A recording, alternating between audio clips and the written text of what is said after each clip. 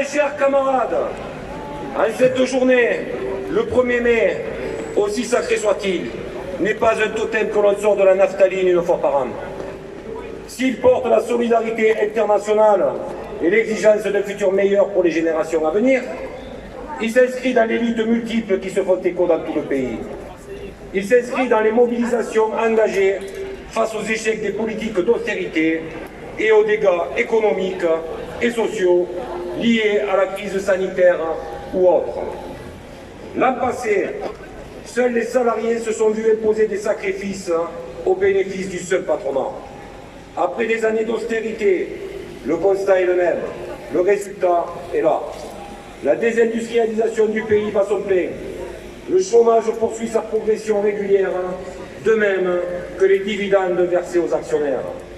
Pendant que les salariés sont à la diète, les patrons des grands groupes sabrent le champagne avec leurs actionnaires, sans oublier de se servir au passage.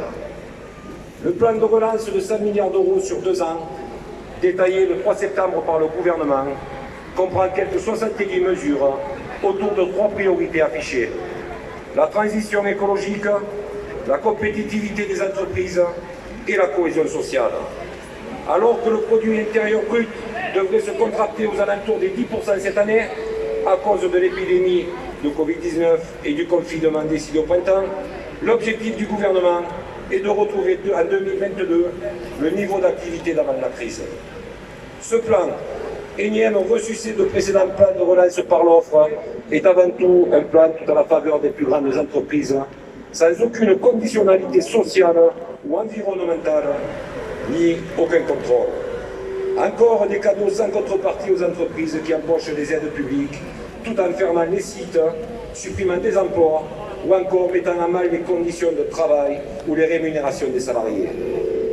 Dernier exemple en date, la fermeture brutale de l'usine de pneus Bridgestone de Béthune, avec 863 emplois à la clé, alors que le groupe a bénéficié du CICE, d'aide à l'installation, et que le salarié avait accepté un plan de modération salariale pour le maintien de l'activité.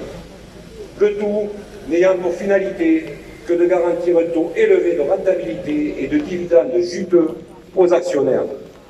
Ce plan de relance est avant tout une opération de communication prenant comme alibi le verdissement de l'économie. Il tente aussi de faire croire qu'il répond à l'exigence de relocalisation de la production. Les 100 milliards sont une compilation de mesures en préparation dans la prochaine loi de finances et de déclarations chiffrées à des horizons parfois lointains jusqu'en 2030. Des saupoudrages symboliques limités à chaque fois à quelques centaines de millions d'euros visent à donner l'illusion d'un nouvel engagement présidentiel sans que le cap ne soit en réalité modifié. L'ambition modeste du Premier ministre, espérant que la création de 160 000 emplois, alors qu'il s'en crée chaque année 100 000, sans prendre de mesures spécifiques, dissipe l'écran de fumée de ce plan de non-relance. 100 milliards sur la table pour 160 000 emplois, cela revient bien cher le financement d'un poste de travail. Autant d'argent bien plus utile à la création d'emplois publics, au développement des services publics, au renforcement de la participation de l'État dans les entreprises, en vue de planifier une véritable stratégie industrielle ou encore à l'augmentation des salaires. Faire autrement, c'est possible et c'est urgent. Sécuriser les emplois menacés et penser à l'avenir, car il y a des entreprises qui utilisent le contexte de la crise pour procéder à des restructurations qui n'ont pas grand-chose à voir avec celle-ci. La phrase n'a pas été prononcée par un syndicaliste, mais par un certain Emmanuel Macron. Augmenter les rémunérations pour relancer la demande en augmentant le SMIC à 1 800 € brut. Avec le contexte de la crise sanitaire et sociale issue du Covid, la décision prend une tonalité toute particulière. Fin 2020, le pays a compté 900 000 privés d'emploi selon l'UNEDIC et 1 million de pauvres supplémentaires, alors que le CAC 40 a gagné 1000 points en 3 semaines. Depuis la création du CAC 40, les résultats de novembre 2020 sont les meilleurs encore jamais enregistrés. Il apparaît clairement que le même logiciel délétère est toujours à l'œuvre. Les experts justifient leurs recommandations par des raisons structurelles auxquelles s'ajoutent les effets de la crise due à la Covid-19. En temps de crise, La récession sert de chantage pour maintenir les salaires à la baisse et préserver les emplois. En temps de croissance, il s'agit, à contrario, de préserver la compétitivité et éviter l'inflation. Donc, là, encore, pas d'augmentation.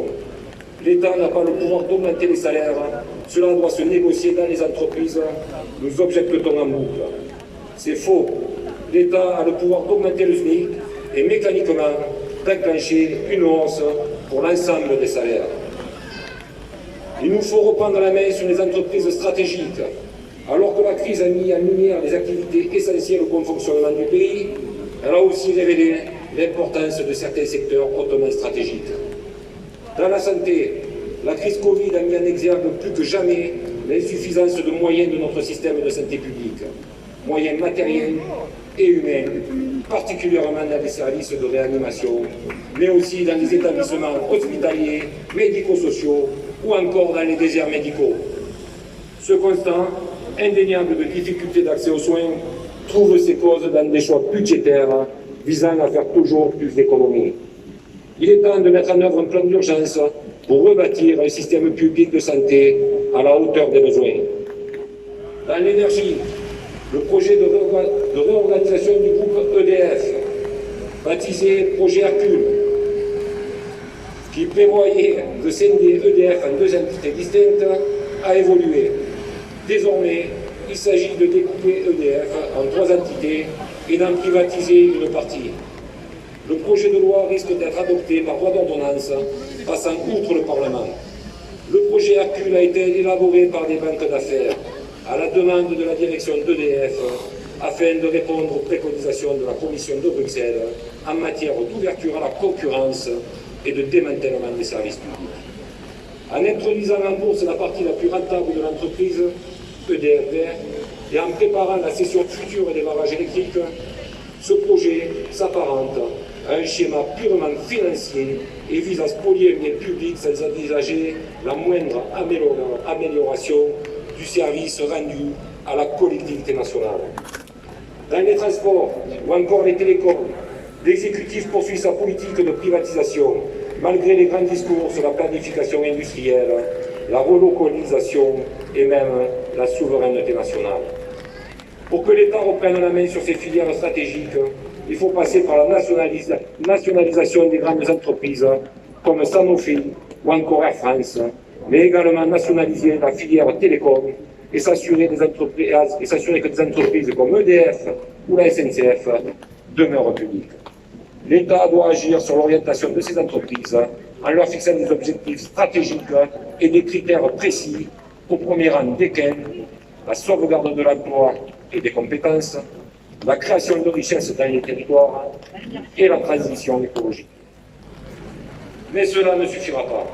Il nous faut sortir la dette publique de la mainmise des marchés, faire retomber le temps de travail en imposant la semaine de 32 heures, investir massivement dans les services publics et rebâtir une véritable politique industrielle. Pour info, en 2020, on n'a enregistré que 33 000 faillites en France. Mais ce répit sera probablement de courte durée. Des prêts garantis par l'État, plus de 135 milliards d'euros, ont maintenu à flot, pour ne pas dire sous perfusion, les trésoreries de 669 883 entreprises. Reste maintenant à les rembourser. À ce jour, seule une entreprise sur 10 est parvenue à le faire. Dans un même temps, le gouvernement, isolé et déconnecté des réalités, qui essaie de passer en force sur la réforme de l'assurance chômage. Malgré l'opposition unanime et unitaire des confédérations représentant les salariés, et surtout malgré la crise sanitaire et l'augmentation du chômage, le gouvernement déroule son plan sans écouter personne.